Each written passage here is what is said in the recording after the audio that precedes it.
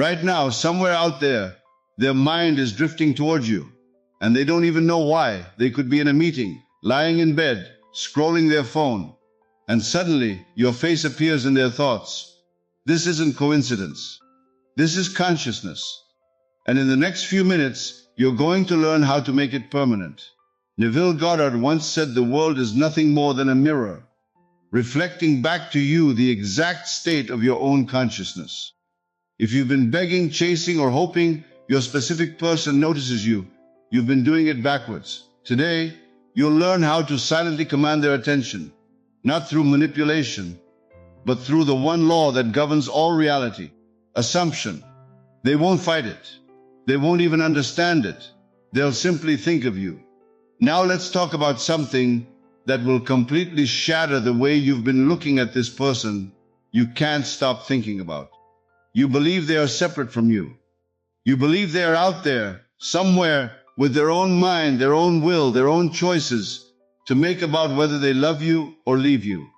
And that belief, that single belief, is the only reason you've been suffering, because here is the truth that changes everything. There is no them outside of you. There is no separate consciousness walking around with independent power over your life. Everything you see, everyone you know, every face that appears in your world, including theirs, is appearing within your own consciousness. They live and move and have their being in you, not beside you, not apart from you, in you. Think about this carefully. When you dream at night, you meet people. They talk to you, they argue with you, they love you, they reject you. And yet when you wake, you realize every single one of those people was you. You were wearing every face in that dream. The version of you that rejected you was still you. The version of you that loved you was still you. Waking life operates by the exact same law. You have simply forgotten that you are dreaming with your eyes open. So when you look at your specific person and see someone who might say yes or might say no, someone who might choose you or choose someone else, you are giving away your power to a character in your own dream. You are bowing down to your own creation as though it has authority over you. It doesn't. It never did. This is why pleading does nothing. This is why convincing does nothing. This is why staring at your phone, waiting for a text, begging the universe to make them think of you, none of it works, because you are trying to change an external person instead of changing the one and only place where they actually exist. Inside your own awareness, if they feel distant, that distance is not happening out there. It is happening in here, within your own consciousness, and is being faithfully projected outward as your reality. If they feel cold, withdrawn, uninterested, that is not their truth. That is your current assumption wearing their face. The outer world has no power of its own. It is simply obedient. It mirrors whatever state you occupy. Nothing more, nothing less. This means the moment you change within, they must change without. Not because you manipulated them, not because you forced their hand, but because they were never separate from your consciousness to begin with. They were always a reflection of it, like your image in a mirror shifting the instant you move. So stop pleading with the mirror. Stop trying to rearrange the reflection while leaving the object exactly where it stands. You don't fix a crooked tie by adjusting the mirror.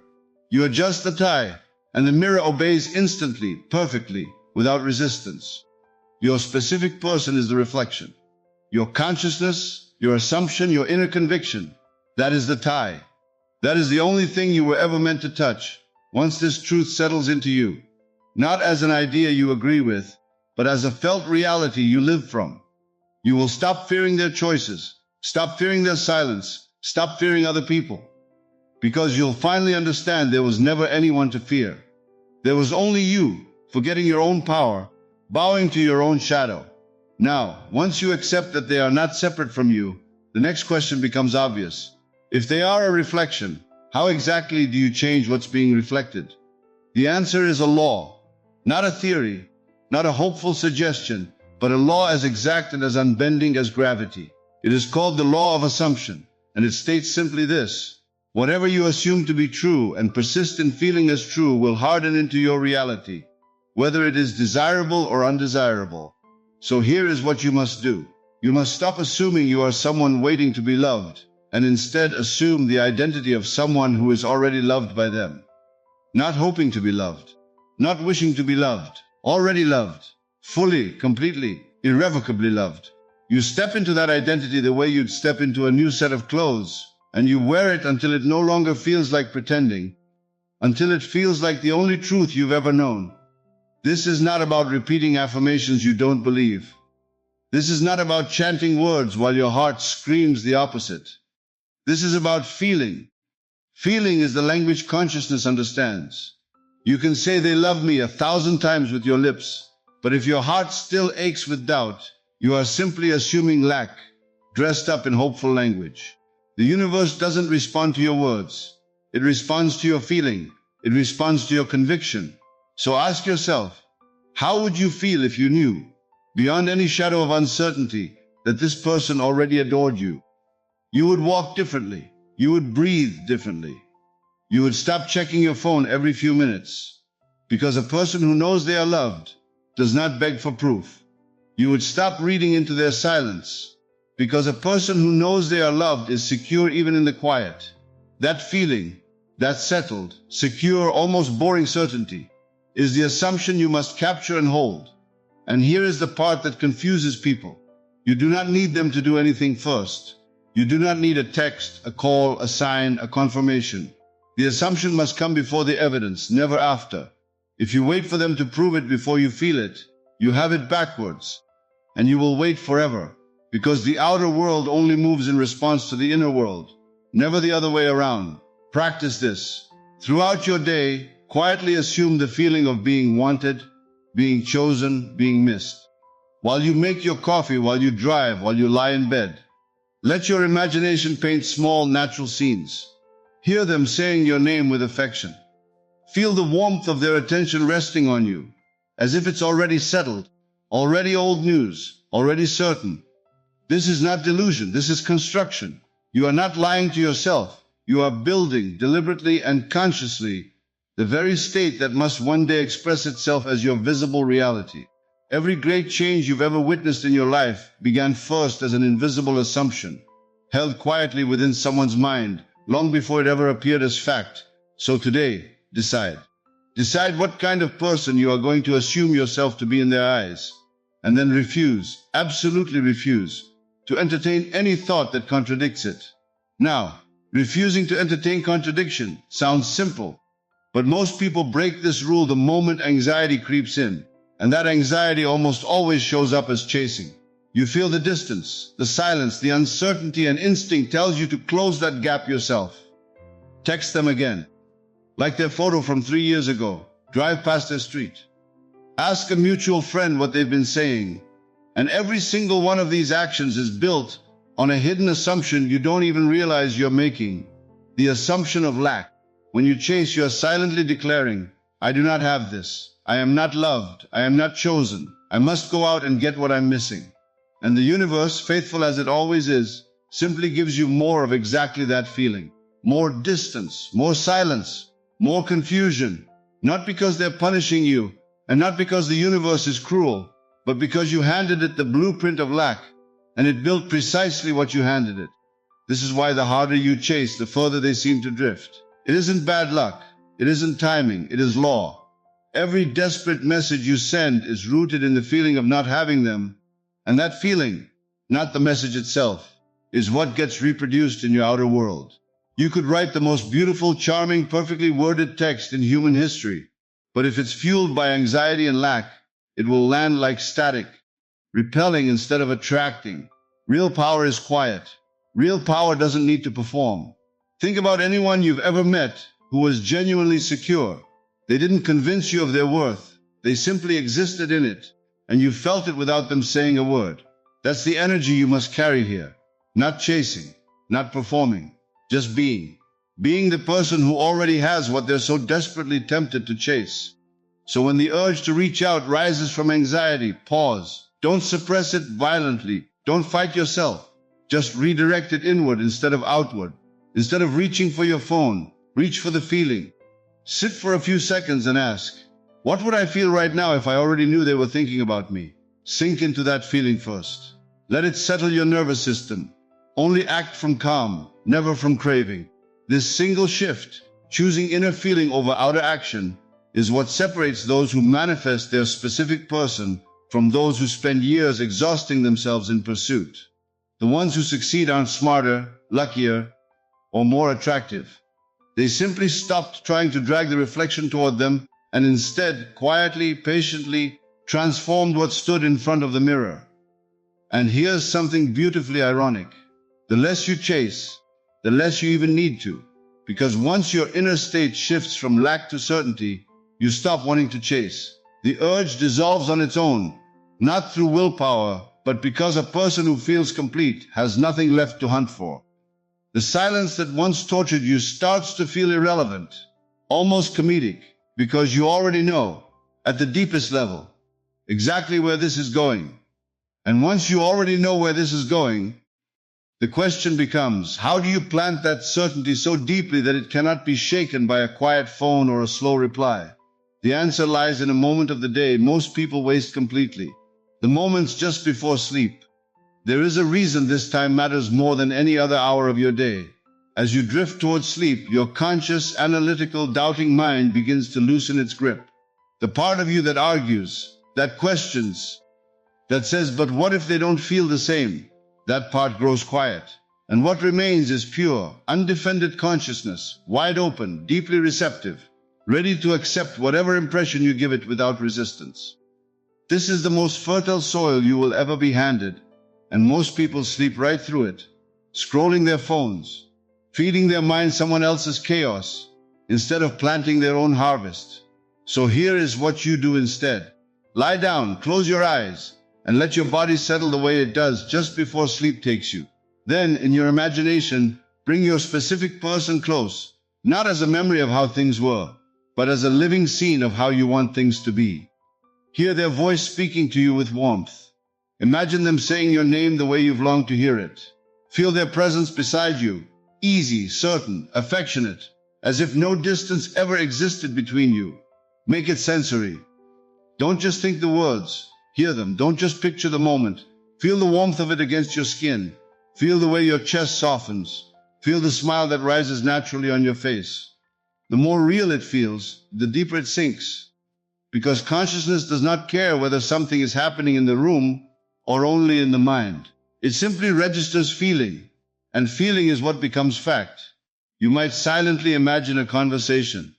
Them saying, I can't stop thinking about you. You whispering back, I know. Let it be brief, simple, warm, not an elaborate movie, just a small, intimate moment, repeated gently in your mind like a lullaby, until you drift into sleep, still wrapped in that feeling.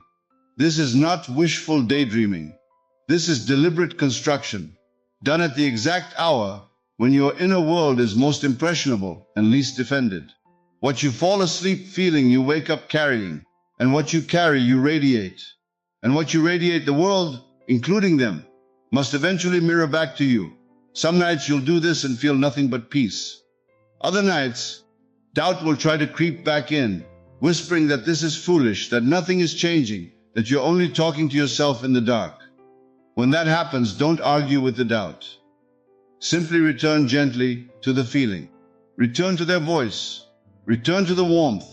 Let the doubt knock and let the door stay closed, because every night you choose the feeling over the fear, the impression sinks a little deeper, and a deeper impression is closer to becoming an undeniable fact in your waking world.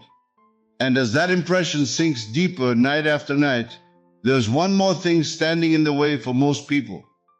And it isn't the present, it isn't even the future, it's the past. The memory of the fight, the cold message, the time they pulled away, the moment they seemed to lose interest. You replay it, you analyze it, you turn it over in your mind like a stone you can't put down, and every time you replay it, you don't just remember it, you recreate it, breathing fresh life into a moment that should have died the second it happened.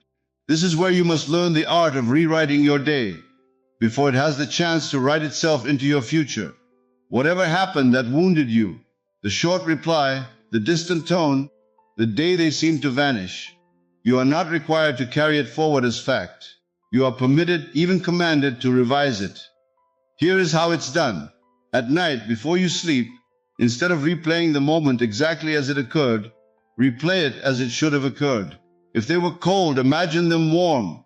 If they pulled away, imagine them leaning in. If the conversation ended in silence, replay it ending in laughter, in closeness, in the exact warmth you wished had been there. Feel it as vividly as you would feel the actual memory. Let your imagination override what your senses witnessed. This is not denial. This is not pretending something didn't happen. This is understanding a deeper law, that the past is not fixed the way you've been taught. The past is simply consciousness, frozen into a particular shape, and consciousness can be reshaped even after the fact, because nothing is more flexible than the mind that refuses to be a prisoner of memory. Think of every doubt you carry about them pulling away as a small, stubborn brick in a wall you've built between you. Each time you replay the painful version, you cement that brick deeper. But each time you revise it, gently, deliberately, with feeling, you remove a brick until one day, without announcement, the wall simply isn't there anymore, and neither is the distance it once represented. Do this with every wound, the harsh text, the night they didn't call, the day they seemed to choose someone else's attention over yours. One by one, revise them. Replay them as you wish they had gone, and feel the relief, the closeness, the warmth that should have been there all along. You are not lying to the universe. You are correcting a draft. You are the author here, not the historian, and an author is always free to rewrite a scene that no longer serves the story. As you keep doing this, something remarkable happens. The sting starts to disappear. The memory loses its grip. You stop flinching when you think of that moment, because you've replaced the wound with warmth so many times that warmth becomes the truth your body remembers. And once your inner record of the relationship is finally clean, free of resentment, free of doubt, free of the residue of every moment that hurt, there is nothing left inside you to attract that same pain back into your life again. And once that inner record is finally clean, you arrive at the place where everything you've practiced so far comes together into a single unshakable state. The place where you stop waiting for the relationship to become real, and you simply live as though it already is. This is the heart of everything. Not hoping for the end, not working toward the end, living in the end. Most people stand outside their desire like a child with their nose pressed against a window, staring at a warm room they're not allowed to enter, waiting for permission, waiting for circumstances to invite them in. But you do not wait at the window. You walk through the door in your imagination and you take a seat as though you've always belonged there. What does this look like practically? It means you stop speaking, thinking, and feeling like someone who is trying to get this person. You start speaking, thinking, and feeling like someone who already has them. Not arrogantly, not performatively, quietly, internally, as a simple, settled fact you no longer need to prove to anyone, including yourself. You catch yourself daydreaming about a future moment, maybe introducing them to your family, maybe waking up beside them on an ordinary Sunday, maybe simply laughing together over something small. Don't just dream it as a hopeful fantasy floating somewhere far away. Pull it close. Feel it as though it's already happened, as though you're remembering it rather than imagining it. The mind cannot tell the difference between a vivid imagined memory and a real one, and that confusion is exactly the door through which your desire walks into form. Living in the end means when someone asks about your relationship, even if nothing external has changed yet, something inside you remains calm, certain, almost amused by the question, because you already know what they don't know yet. It means when their name crosses your mind, you don't feel that old ache of longing. You feel the warmth of familiarity, as though you're simply thinking about someone who is already yours. This state must become so natural that you forget you're practicing anything at all. You're not performing an exercise 3 times a day.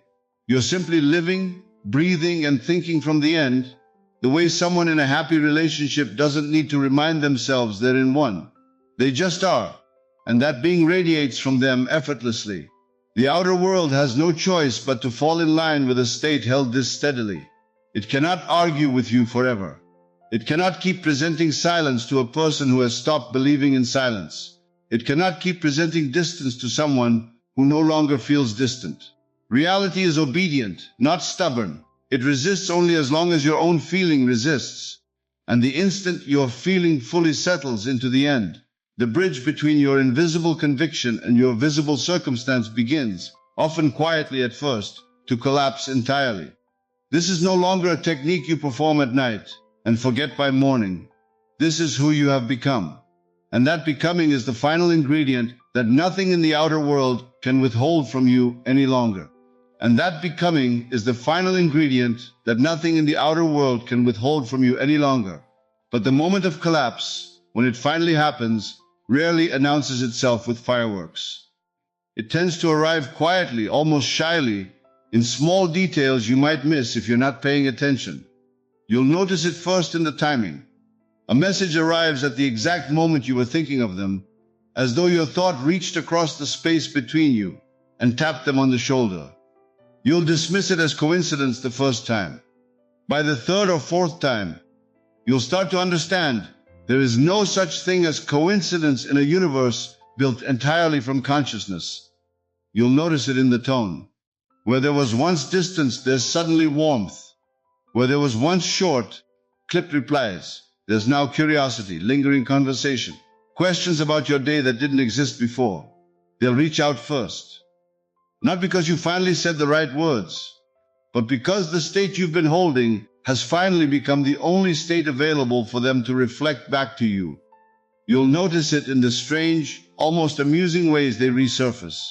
An old photo liked at midnight, a song shared with no explanation that somehow says everything, a mutual friend mentioning unprompted that your name came up in conversation. None of these are random. Each one is evidence that the inner work you've been doing in silence is now pressing its way into visible form.